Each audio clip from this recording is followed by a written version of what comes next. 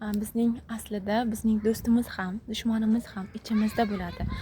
Dushmanimiz bu nafs bo'lsa, do'stimiz Alloh taolo yaratuvchi o'zining ruhidan kiritgan. Ruhidan kiritgandan keyin Alloh taolo ichimizda bo'ladi.